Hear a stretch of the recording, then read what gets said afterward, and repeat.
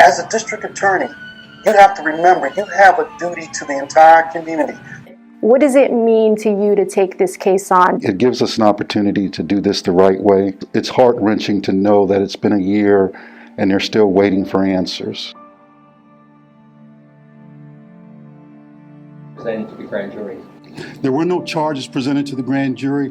Basically, what was presented to the grand jury were the facts, and the grand jury was to decide did we need to actually charge the officer with anything. And if that would have been the case, we would have drawn a presentment to ask for charges. Is this case civil or criminal? Basically, it's a criminal case. It was presented as a criminal case, yes.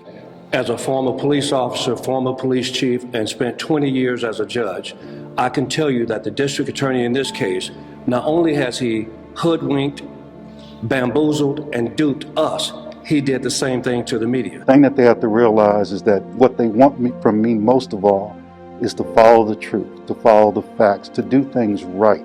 In Cobb County, here we are again. But this time, enough is enough. We have met with the DA twice, and he has been so condescending. No more than an anal sphincter. Cobb County, you should be ashamed. You have another puppet who is going to make these side decisions without having any respect or regard for the family. And this young man's family at 17 years old was taken away, and his family has a right to know the reason. And if truly believe, because the young man did not pose a threat, he was murdered, and charges should be brought on the officer that committed that murder. The fact that we had to fight this hard to even get to this point speaks to the courage of this family. But when you have a family that has been disrespected by the district attorney, not once, but twice, we have a serious issue with that. What we're trying to do is send a message of support and unity for our community. I'm looking at the document that was given to us, and again, as an attorney who's practiced criminal law for 16 years, at no point do you get a finding of a grand jury. You get an indictment for charges.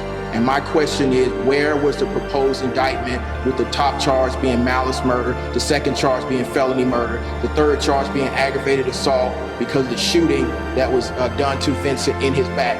Those charges are not listed in this document. So I have some strong concerns about what this document purports to be. It's definitely not an indictment where you would have a true bill or a no bill. And as a district attorney, you can't fade away, the saying is, you can believe in law enforcement, but also be against police brutality.